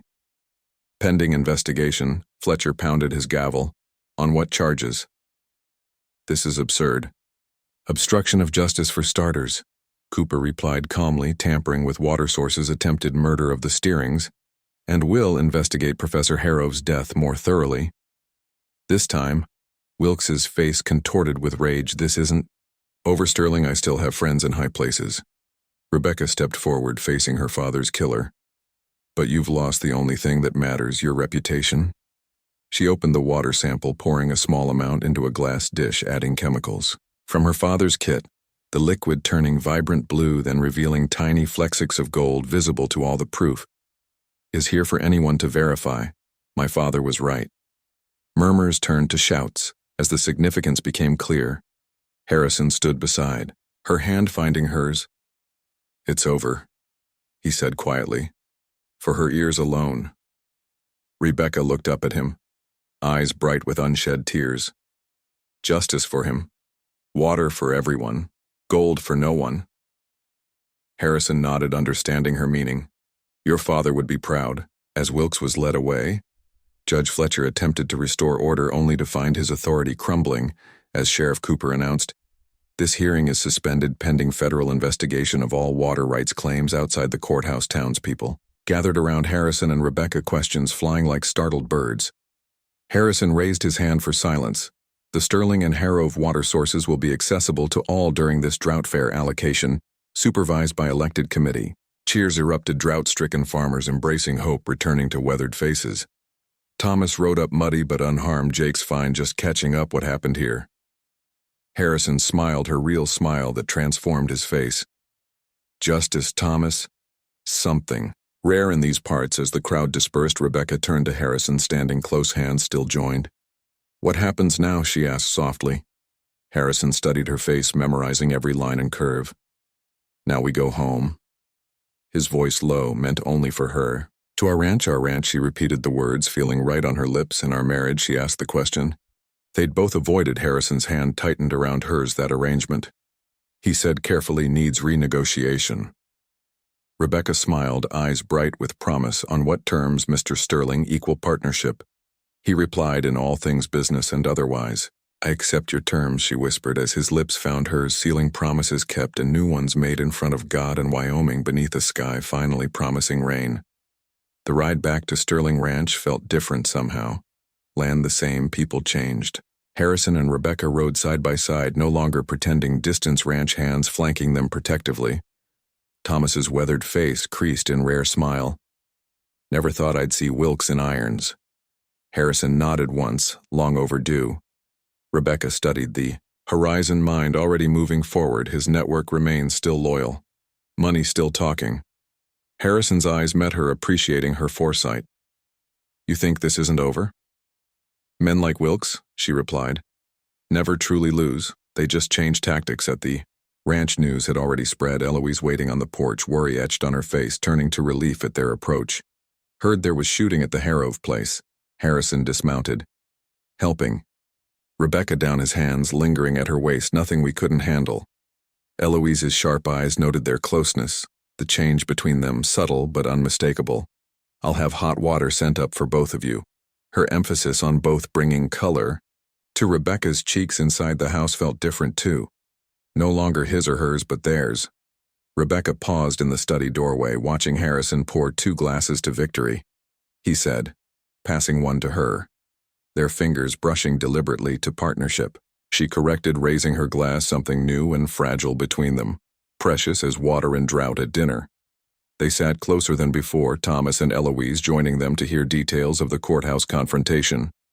"Federal marshal arrives tomorrow," Harrison explained, cutting his steak, "to investigate Wilk and review all water rights and the gold." Thomas asked. Rebecca set down her fork. "Will remain undisturbed for now. At least my father believed extracting it would damage the aquifer." "Wise man." Thomas nodded. "Water's worth more than gold in these parts." Harrison's hand found Rebecca's beneath the table. "Speaking of water, we need to discuss allocation for neighboring ranches." Rebecca squared her shoulders, ready for business. "I've been reviewing the maps. We could create a shared reservoir system using natural basins." Thomas whistled low. "That's thinking big. Mom, Sterling Ranch, thinks big." Harrison replied, pride evident in his voice later that evening. Lamps burning low. They sat in the study, Rebecca at the desk, Harrison nearby, comfortable silence between them. "I've been thinking," Rebecca said, finally looking up from her father's notes about the Harrove parcel. Harrison waited, sensing her direction. "It should remain separate from Sterling Ranch proper." Surprise flickered across his face. "May I ask why?" Rebecca stood, moving to the map on the wall. "My father envisioned it as a research station, monitoring water quality, educating ranchers on conservation." She turned to face him, uncertainty in her eyes for the first time since they'd met. "I'd like to honor that vision." Harrison considered this first instinct to argue territory, being a rancher's blood. But something had changed in him as partners. He said finally, "We make these decisions." Together he joined her at the map and, covering hers, "Show me what you're thinking." Relief softened her features. Here she pointed to the limestone formations, a small research facility where ranchers could learn proper water management. Harrison studied, the location nodding slowly. "Makes since he strategically placed accessible to several properties." He looked at her. This woman who challenged and strengthened him. "You'll run it alongside running the ranch with you," she replied, confidence in her voice. "I can do both." Harrison smiled, the expression still new on his face. "I don't doubt that for a moment." Upstairs, the hallway stretched between their rooms. Rebecca paused at her door. Harrison at the distance, suddenly miles impossibly far. "Good night, Harrison," she said, softly, hand on the doorknob. His voice stopped her, low and certain. "Rebecca." She turned, question in her eyes. I don't want to sleep alone tonight. Simple words complex, meaning she crossed the distance between them, steps deliberate and sure-taking. His hand in hers, neither do I. Morning found them tangled together, sunlight streaming across rumpled sheets. Harrison woke first, watching her sleep beside him, marvel in his eyes that this arrangement of convenience had become something else entirely. Rebecca stirred, eyes opening to find his smile blooming slow and warm. Good morning, husband. The word different now weighted with truth. Morning, wife. His hand traced her cheek, reverent and familiar at once. Regrets, she asked. Vulnerability beneath the question. Harrison shook his head. Only that we wasted time maintaining distance when this was waiting. The day brought new challenges. Federal Marshal Alan Davis arriving mid-morning, official papers in hand, hard eyes taking in everything impressive. Spread Erling, he commented as Harrison showed him the property. Rebecca at his side built it from nothing.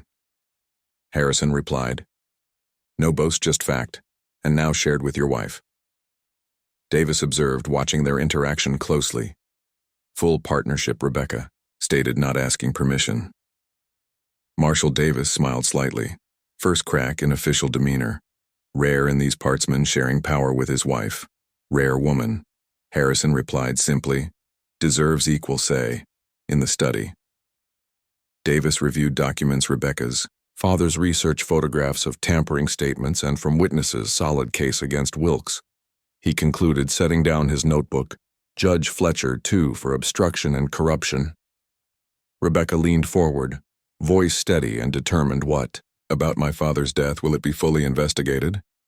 Davis met her gaze, respect in his eyes. Exhumation order signed this morning.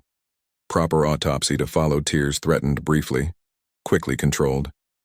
Thank you, Marshal. Harrison's hand found hers. Support without words after Davis departed, promising justice and updates. Rebecca stood on the porch, watching dust from his horse disappear toward town. Harrison joined her arm, sliding around her waist, natural as breathing. Now you all right? She nodded slowly, leaning into his strength. Better than I've been in a very long time. Her face turned up to his. I came here for justice. Found something I wasn't seeking. Harrison's lips brushed her forehead, gentle and reverent. We both did. The following days brought rhythm and routine, but different than before. Rebecca fully inhabiting her role, not just as Harrison's wife, but as ranch mistress, riding out with him at dawn, reviewing ledgers at dusk, solving problems between her knowledge and his experience, creating something stronger together. Ranch hands watched the transformation, respect growing for this Eastern woman, who rode like she was born to it, who learned. Cattle brands and bloodlines, who stood equal beside their bossette, maintained feminine grace. Thomas remarked to Harrisoners they mended fences one afternoon. She's something special. Boss. Nothing like we expected. Harrison drove a post into hard ground with practiced efficiency. For once I'm glad to have my expectations proven wrong. Thomas chuckled. She's changed you for the better, I'd say. Harrison paused. Considering this truth, she hasn't changed me. Thomas just reminded me of the man I used to be before loss hardened me. Back at the ranch, Rebecca worked with Eloise, planning expansions to the garden. Drought won't last forever, she explained, sketching layouts. When rain return, we should be ready. Eloise studied her, this woman who'd arrived a stranger, now firmly rooted in Sterling soil. You're planning to stay then for the long haul? Rebecca looked up, surprise in her expression. Of course, this is my home now. A home? And if children come? Eloise asked carefully, watching for reaction. Warmth flooded Rebecca's face. Then the nursery upstairs will finally have occupants in town the next day. Harrison concluded business at the bank. New loans secured.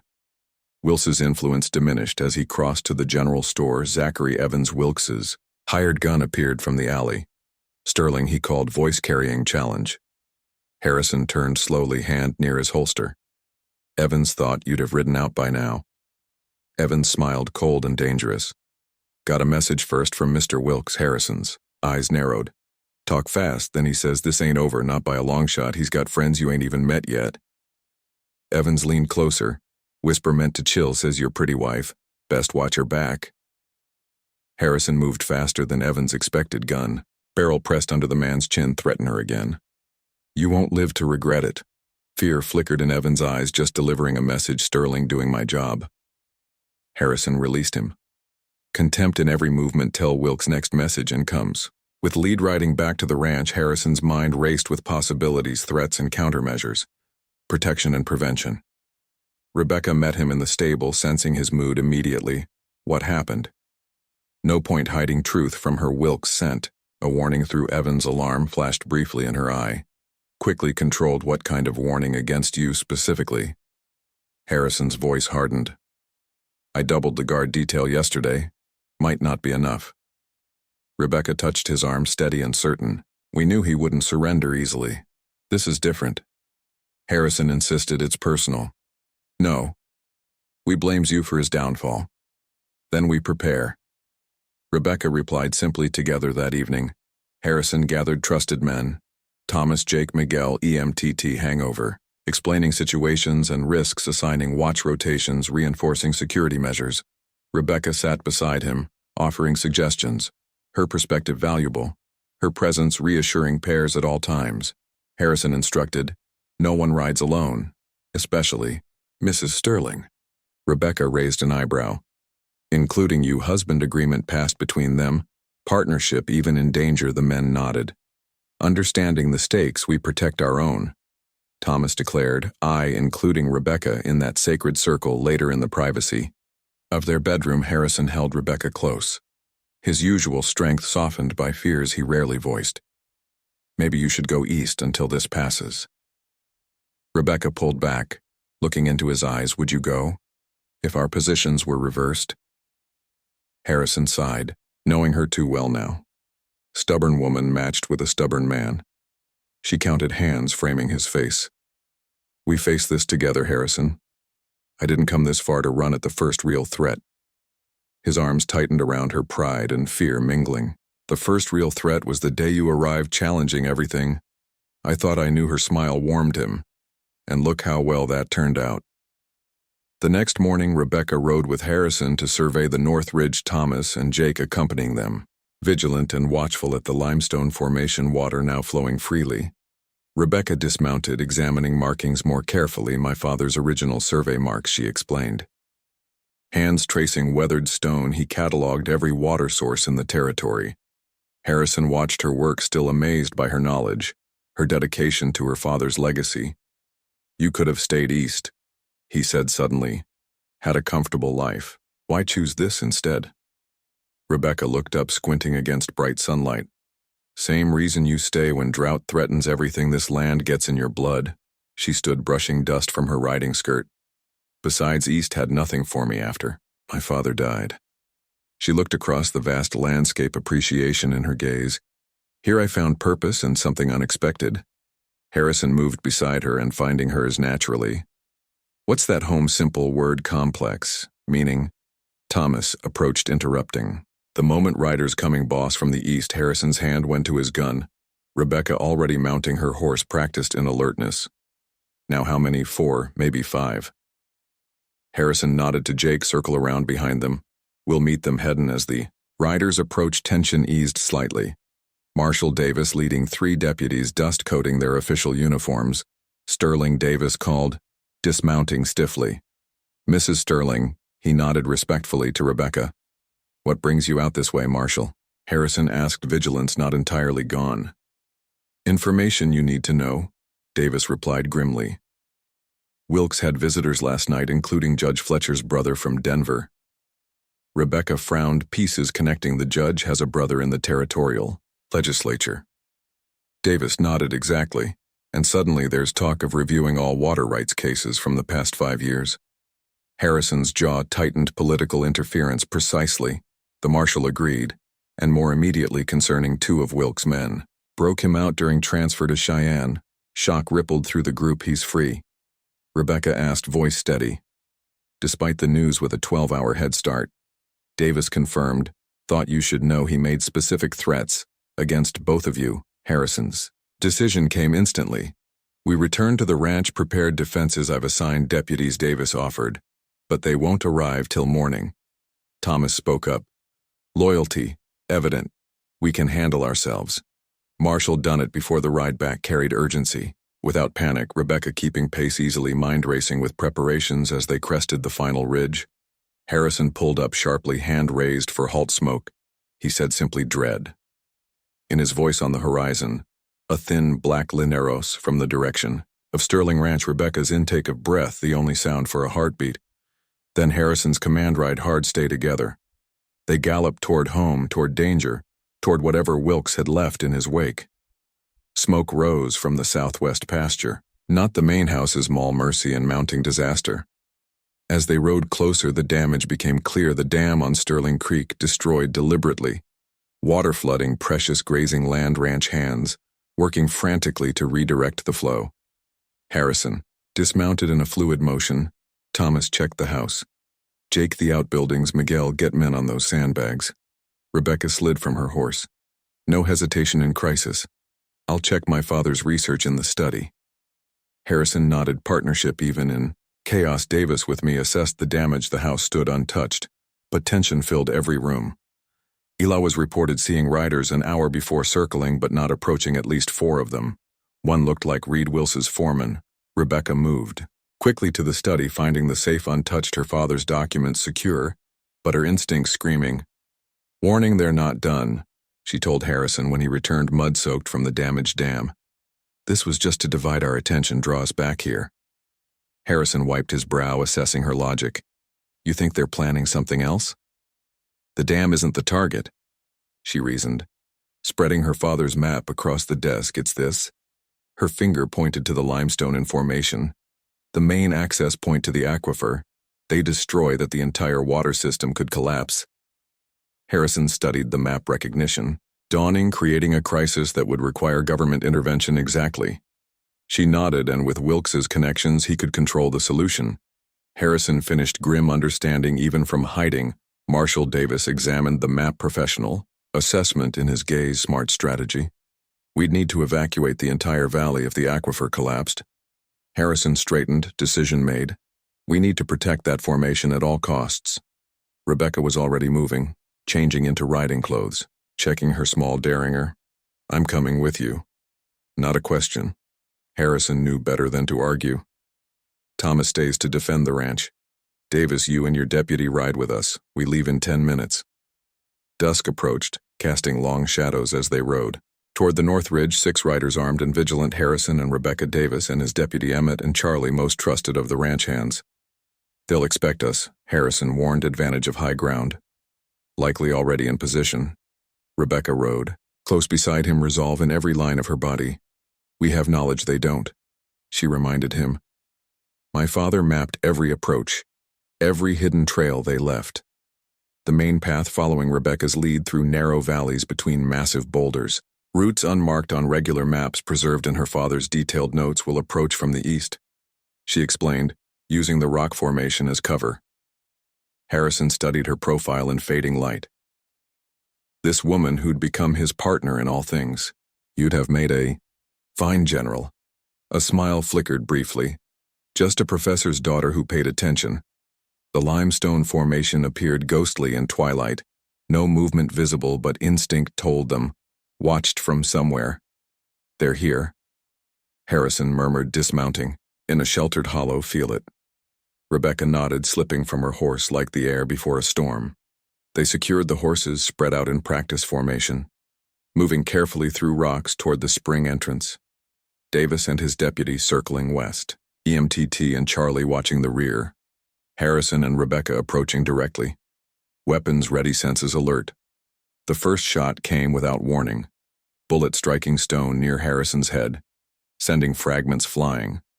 Rebecca dropped instantly, taking cover, behind a boulder, returning fire with precision that surprised even Harrison. 3 Quaru. She. A cold spotting muzzle flash among the rocks. Harrison signaled to Davis, who began working his way around the shooter's position.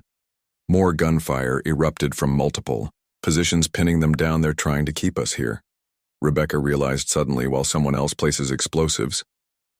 Harrison scanned the Rigial line, seeing movement in shadow there.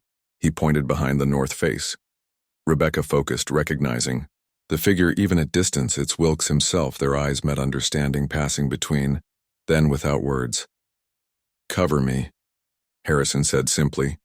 Rebecca nodded once, then rose slightly, firing steadily, giving him the distraction needed to move between boulders toward the north face toward Wilkes' gunfire. Intensified bullets ricocheting off Stone Davis and his deputy, returning fire from their position. While EMTT and Charlie picked off another shooter from the rear approach, Rebecca reloaded calmly. Years of target shooting with her father serving her well. Now as she maintained suppressing fire, Harrison worked his way closer to where Wilkes labored, setting dynamite charges at the spring's entrance, intent on destruction, even at the cost of his freedom. Reed spotted Harrison's approach, shouting warning to his boss, bullets kicking up dusters. Harrison dove. For cover. Wilkes turned face contorted with hate. Too late, Sterling, he called, striking a match. This whole valley dies tonight. Rebecca saw the flame, understood instantly. Abandoned her position, running toward the spring faster than caution warranted. Wilkes aimed his pistol at her, squeezing the trigger as Harrison tackled him from behind, the shot going wild. Rebecca reached the dynamite, its fuse already sparking and steady despite Dunge as she yanked it free, throwing it far over the ridge. Explosion, echoing seconds later harmlessly in empty canyon. Harrison and Wilkes struggled, and rocky ground matched in determination, if not in righteousness.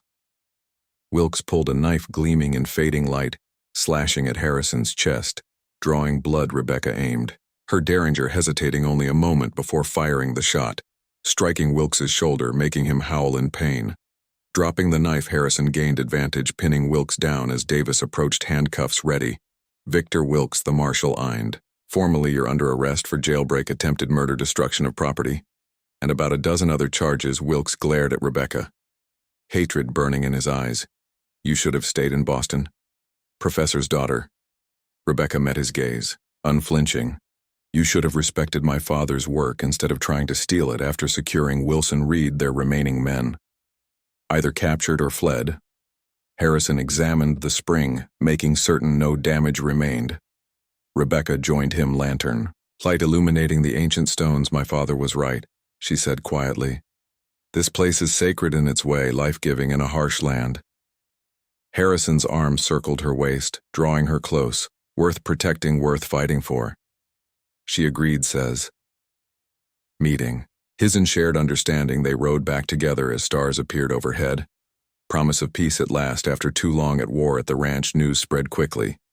Ranch hands gathering to hear the confrontation's outcome. Rebecca sat beside Harrison. On the porches, he recounted events, not minimizing her role, giving full credit to her courage. The men listened, respect in their expressions, for the woman who derived a stranger, now one of their own, sleep. Well, tonight, Harrison concluded, knowing. Wilkes can't threaten us anymore. Thomas raised his coffee cup in informal toast to the Steerings protecting what's theirs. Cheers rose from tired men, grateful for leadership that stood firm as the gathering dispersed. Harrison and Rebecca remained, alone on the porch. Starlight painting silver across land, now truly theirs. We did it, she said softly, wonder in her voice. Justice for my father. Safety for the ranch. Harrison's, and found her fingers intertwining. You did it, Rebecca. Your courage, your determination. I just followed your lead. She turned to face him, moonlight catching in her eyes. Partners. Remember? Equal in all things. His smile warmed the night. How could I forget? Inside their home wounds tended exhaustion settling in bones. They prepared for well-earned rest.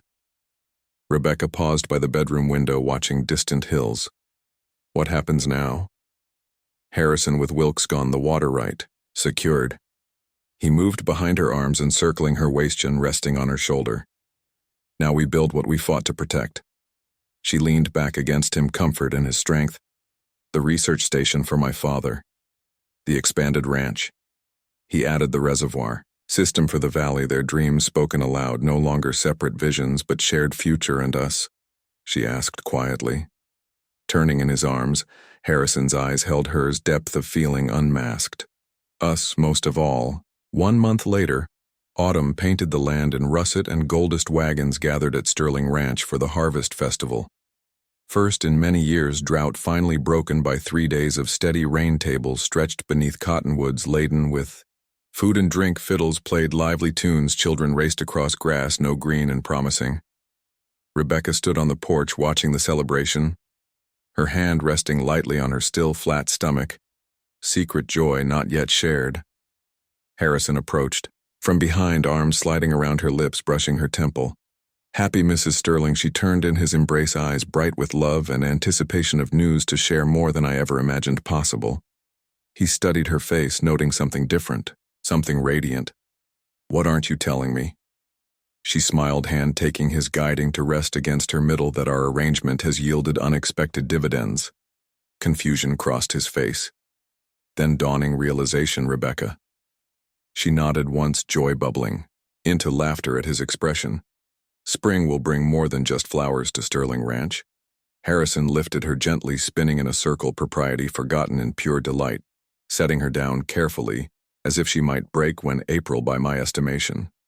She replied, enjoying his wonder, plenty of time to prepare his hand. Cradled her face, tenderness in every touch, when I agreed to marry a woman I'd never met.